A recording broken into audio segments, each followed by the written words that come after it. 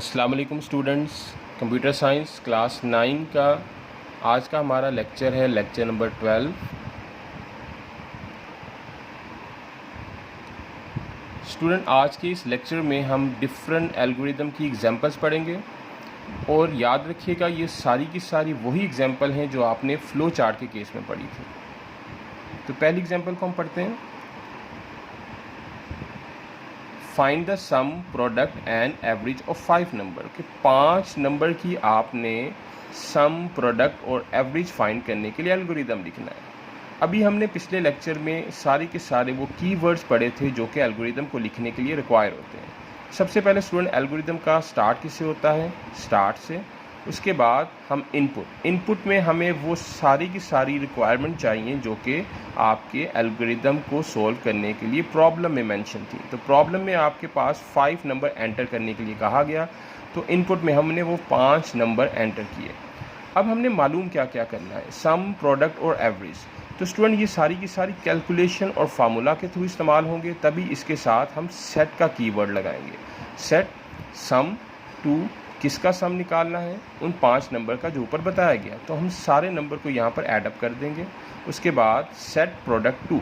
अब क्या हो रहा है कि सारे नंबर का प्रोडक्ट लेकर सेव कहाँ पर हो रहा है? कंप्यूटर की मेमोरी में, प्रोडक्ट के नाम से। बिल्कुल इसी तरीके से थर्ड केस में हमने उन नंबर को ऐड अप करके जब 5 पे डिवाइड किया तो उसकी एवरेज आ गई। अब इस एवरेज को कंप्यूटर मेमोरी में किस नेम से स्टोर कर लिया गया? एवरेज के नेम से। तो लास्ट में जब हमने आउटपुट लेना है तो हम उस आउटपुट में उन तमाम मेमोरी के अंदर ऐड अप किए गए वर्ड्स को इस्तेमाल करेंगे जिसके अंदर हमारा सोल्यूशन मौजूद है। तो इसीलिए यहाँ पर आउटपुट सम, प्रोडक्ट और एवरेज। तो जैसे ही हम ये लिखेंगे तो हमारे सामने इन तीनों चीज़ों की कैलकुलेशन का सम आ जाएगा और लास्ट हमारे पास क्या होता है? एंड, जो कि एल्गोरिदम के टर्मिनल पॉइंट को शो करता है। स्टूडेंट अगली एग्जांपल है हमारे पास, ये भी हमने फ्लो चार्ट में पढ़ी थी। To find the acceleration when the mass and force apply.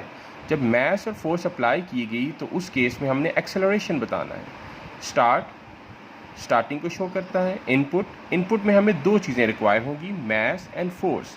That's why यहाँ पर अगर आप देखें इनपुट नंबर्स में हमने मास एंड फोर्स लिखा हुआ है। फाइंड जो करना है वो एक्सेलरेशन है, तो इसको हम किस कीवर्ड के साथ लिखेंगे? सेट के साथ। और ये एक्सेलरेशन वो चीज़ है जो कि कंप्यूटर की मेमोरी के अंदर स्टोर हो जाएगी जब हम इसके ऊपर फार्मूला अप्लाई करेंगे। तो फार्मूला अप्लाई किया, फोर्स डिवाइडेड बाय मास। तो जो भी स्टूडेंट इसका आंसर आएगा वो इस एक्सेलरेशन के अंदर सेव हो जाएगा।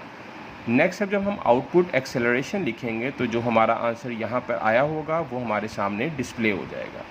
तो यहाँ पर एंड जो है वो एंड टर्मिनल को शो करता है। तो स्टूडेंट बड़े आसानी के साथ आप किसी भी प्रॉब्लम को सॉल्व कर सकते हो अगर आपको पता हो कि आपके पास इनपुट में क्या होगा, प्रोसेसिंग में करना क्या है और आउटपुट में क्या डिस्प्ले करना है।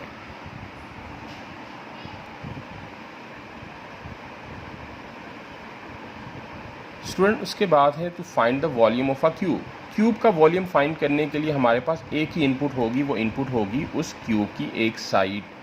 आप उस क्यूब का वॉल्यूम कैसे मालूम करोगे? साइड को 3 टाइम्स मल्टीप्लाई करके। तो that is very easy algorithm. Start, input number जिसमें हमने साइड एंटर किया। सेट वॉल्यूम में हम क्या करेंगे?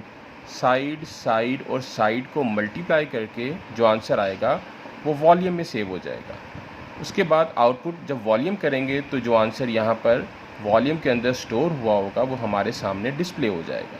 जब हमारी रिक्वायरमेंट ख़त्म होगी तो हम एंड टर्मिनल इस्तेमाल कर लेंगे यहाँ पर।